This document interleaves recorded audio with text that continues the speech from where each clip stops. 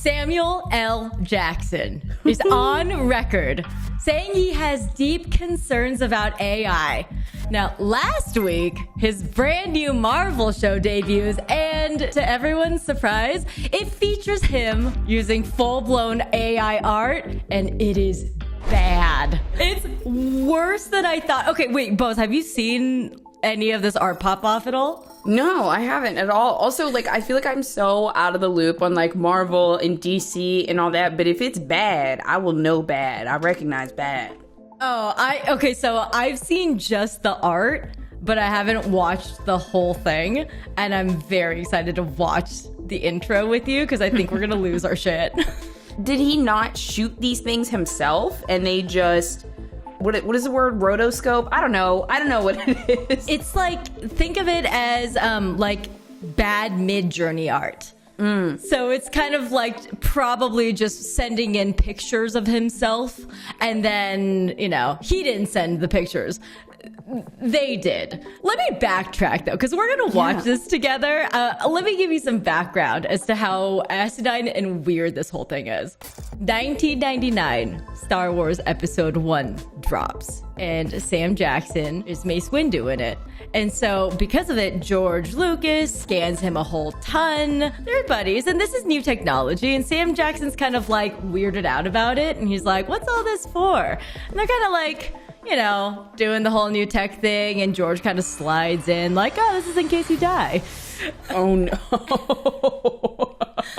We need to finish the movie anyway. Yeah. And Sam Jackson's like, what? And George Lucas is like, yeah, you know, like, in case something happens to you, we still want you in the movie. So, like, this is for both of our benefits. Basically, he's told, like, you're an insurance policy, and this is what we're doing. Oh my God. Okay. So he signed all of this away already. This was like 99. And yeah, at the time, I'm sure he didn't have like an add-on onto his contract. But since then, since 1999, Sam Jackson's always been weirded out. So he's always included a special clause to prevent studios from reusing his image in perpetuity. I hate saying that word, meaning forever. Wow. Not the big P. Yeah, listen, the big P. Anyone that works in entertainment knows you don't sign any contracts that have the big P on it. And sometimes it says like in perpetuity and forever into the universe or something like that. Do you know what they use the word universe? And I'm like, somebody was into like sci-fi fantasy shit when they came up with this, because it sounds so hyperbolic and dramatic. It seems that like it's almost like a legal jargon that they're trying to make seem like a little bit less bad. They're like, to infinity and beyond. Like, let's just use it, you know? Yeah. Whoever put that in there believed that, like, oh, the aliens are coming and we're going to be off planet. So this needs to extend out into the universe. Yeah. Sam Jackson is so against AI stuff. He literally says, cross that shit out. Oh my gosh, dude. But I mean, it's interesting though. There's two different types of artists. We have the Samuel Jackson on one hand that wants to be in control of his art, his image, his likeness. Totally understandable. And then we have Grimes that's like, download my new vocoder, or I don't know, whatever it is. Yeah. Use my voice. Like, fully embracing it. And then there's also like Tom Cruise, where we all have seen deepfake Tom Cruise. And I don't think that he is like, oh, go do this for me. But he definitely signs off where it's just like, if you don't do anything weird, go for it. Yeah. And I think we talked about this before, where like deepfake Tom Cruise has the potential to rehabilitate his image. Because for most of the public, after the whole Scientology thing, we were like, whoa, all right, somebody's a little cuckoo for Cocoa Puffs. But then deepfake Tom Cruise comes out, and some people literally feel like, oh, I like Tom Cruise now because I like this thing. Bro, that's me. I think of Tom Cruise and I'm like, he's funny. I like him. And I'm literally mixing the two realities together between actual Tom Cruise, because I don't know what the guy is like other than the interviews you see, the Scientology, the parts where he's like really on. Yes! Dude. And then this other guy who's like really personable and relatable and funny as Tom Cruise. I don't know. Same person to me now. Dude, that's it. It's interesting. You know what though? I accept both type of artists. I accept them both. You know, I get it. Yeah, I think we're going to see more and more artists kind of bending those lines and crossing it or being really wary of it. But either way, we know where Sam Jackson lies. He's always been kind of a little worried, a little wary, and ahead of AI, I would say, and its potential sort of like uses and abuses, especially after he passes away. Now, let's cut back to the topic at hand, Disney and Marvel. I mean, imagine being Sam Jackson. Your new show is out. You're playing Nick Fury again. This character that's beloved. Everybody loves it. You sit down at your TV, or maybe if you're Sam Jackson, like a movie theater in your house, you boop, boop, boop, boop, boop through Disney Plus, and it's right there. You press play and you see yourself as Nick Fury, and boom, it is the way that you would hate. It's the thing you despise. It's AI art of yourself. Dude, he's gonna be real mad when TikTok gets a hold of him, because those people have no morals, no ethics. Just if they think it's funny, fire it off. So wait, I just want to be clear on this. So he didn't film anything for this trailer. They just took it and they were like, Samuel Jackson's back. Make a joke. Yesterday you shared with me Midjourney's sort of evolution, version 1, 2, 3, 4, 5, and like where we are right now. Say their journey. Their journey, Midjourney's journey. Okay, this is like mid-journey. Like the pictures that I have seen, folks, it's like we'll rate which number it is, 1 through 5. Oh my God, I'm so nervous, dude. You know Sam is pissed. He's pissed. Yeah, I immediately stopped watching this so that we could watch this together. That's when you know a video's good. That is when you know, bro. Marvel Studio presents. Is this all AI? It's all AI. So it's like they say they use their in-house AI. So it's not like just regular Midjourney, but I'm sorry. I could make this.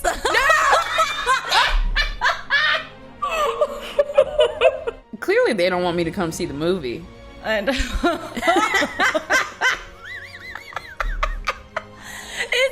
so bad, dude.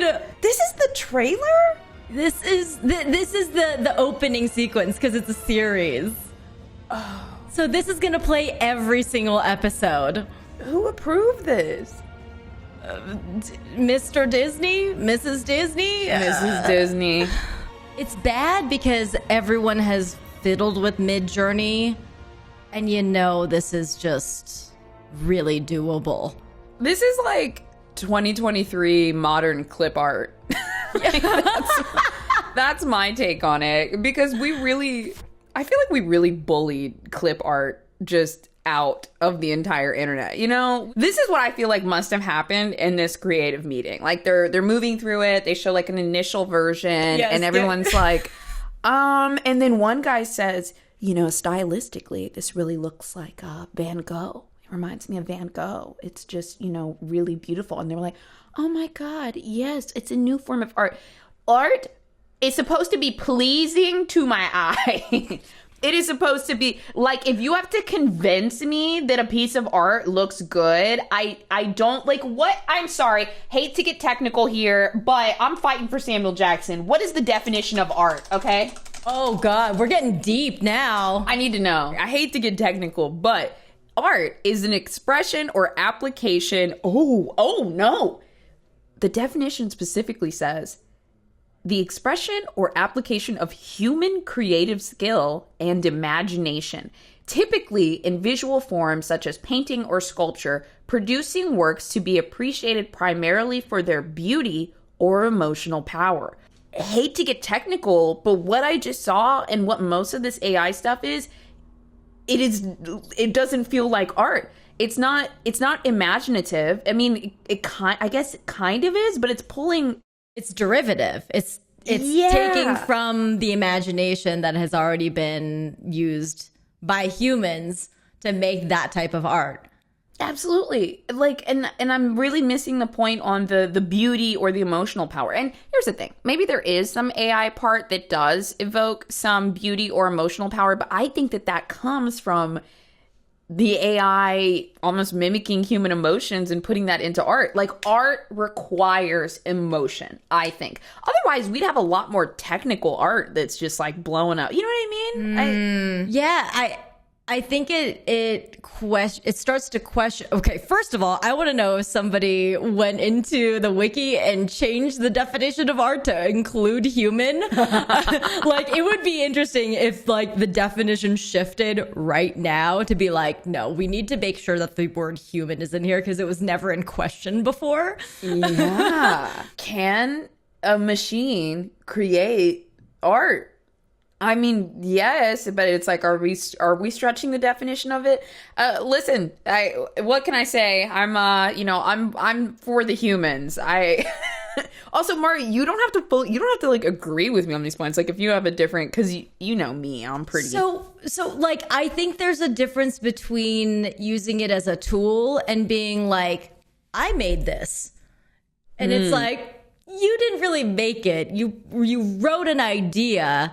And a machine spat something out to you. So I am more in the camp of like, if you could use it as a tool to visualize things, like for storyboarding, if you're a writer and you don't know how to like visually put it in, if you're not James Cameron and you can't draw out what you want, but you can tell Mid-Journey, like, this is what I'm thinking in my brain and I can spit it out.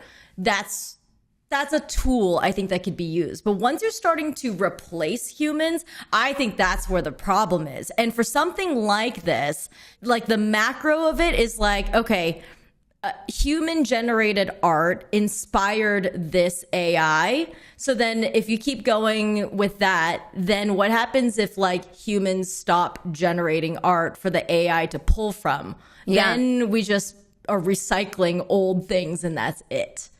But it's so true. But I wonder, with all of the criticisms that we're having, will they start to train the AIs to innovate based off of trends? Because innovation is also something that is very possible for humans to do. But I love innovating stuff. Like, I love looking at the past, what worked, and like what worked, taking out the old and bringing it back into the new, right? So it's like, will they train these bots to look back at trends across history from the 1800s and revive them with a more digital thing? Well, now they're innovating faster than us. In my opinion, it is possible. Do I love it? No, absolutely not. I'm an advocate that says that art should have emotions in it, because as a very emotional person, this is the only thing that's making me unique right now. It does beg the question, what if it was really good?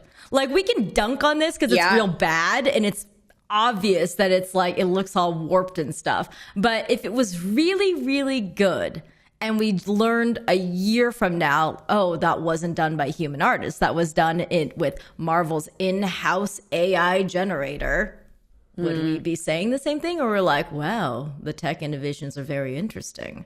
Do you find it hard to respect AI art? When I look at that trailer, the first thing I see is like a machine generated this, and it looks like very like Van Gogh almost. It doesn't feel original. I know it got pulled from somewhere, even though it's been recreated. Do I respect this? And my brain goes, not really. And what has to change for us to start respecting AI art? I don't know. I'm about to throw these questions back at the audience, because we need a philosopher on the show. We really do. We really do.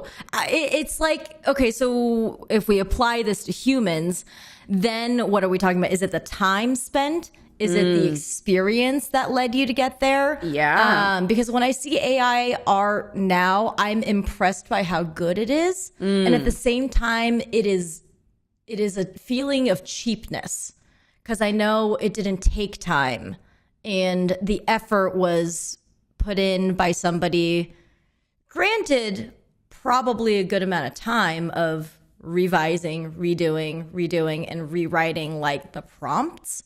But it seems like something's missing. Something's missing, yeah. Yeah, but you also bring up a really good point, because you're like, when you look at something, you're like, oh, this is good.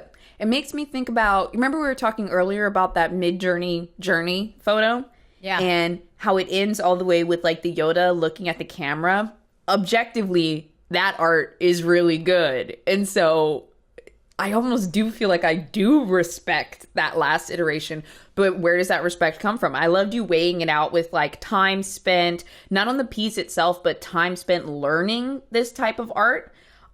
Which this might sound crazy, but maybe that's why we give the machine some credit, because we know that these networks have been in the making for years and years and years, you know? Yeah. I don't know. I think in some ways it's like the way that it is presented. If it's like I'm using this tool and I'm really excited and interested and this is what popped out of it, I think that's perfectly acceptable. But I think if it's presented to me like, look at my art that I made and I spent time and this is this beautiful product that I did, that's when I'm like, no, buddy, you did not. That's not you. Yeah, I gotta stop you there. Yeah, can't give you that one, Buster. Yeah. Sorry, I've been looking for an opportunity to use the word Buster all week. It was a perfect opportunity. I love it. I love it, Buster. And okay, so other Buster here. So you would think with all of like the pushback that this has gotten, the folks behind Secret Invasion would say something, but they've doubled down, which is interesting. The director, Ali Selim, I hope I'm saying his name right, fully stands by it, because he's saying that Secret Invasion is all about shapeshifters, the scroll for you nerds, and the audience should have these feelings of asking like who is this? Who did this? What is this? You know, all the questions of like, yeah, a shape-shifting strange being on the planet. So that's his answer. He's like, so yeah, Mid-Journey. You know what? Look, Mari, I hate to go all the conspiracy theorists on you again this week, but I'm not buying that shit, okay? I'm just not. Like, Ollie's looking at the first iteration of it and then looking at the second. He's like, you mean to tell me that this one cost $175,000 and this one cost $2,500? He said, run it back, baby. Yeah. He's like, in this economy? Yeah. There's no way. He's like, that's an extra $20K on my paycheck. We got 2 extra PAs. We gonna make the food better. He's like, AI is back, baby. And what if, oh my God. Okay, sorry. Conspiracy land, activate. What if that's how they start trying to get us to go along with the AI, right? They start offering better food on set. They start offering more assistance. The trailers are nicer. Everything's elevated. It's like in a corporate place where they start offering you pizza parties and you're supposed to be happy and you do get a little bit happier. I feel like they could persuade me. So you're saying because jobs were taken away from this, they're like, oh, let's treat everyone else better. And that's how they're starting to get you? Maybe. So you've heard about like the writer's strike happening in Hollywood, right? Absolutely. Okay, so that's the whole thing that they're talking about right now, where they're like, AI is going to replace us somehow, and there are no support systems in place. And the other people on the other side, they're like, well, we don't know where it's going, so we just want to keep our doors open. And writers are like, hell no, we want to make sure that we are supported, because there are less and less stable income jobs in Hollywood altogether. And so it perfectly plays into this where it's like, this is a huge fuck you. I can't believe they pulled this shit, honestly. Yeah. When it's happening right now, where writers are like, we're getting replaced, they're like, hey, we just replaced the artists.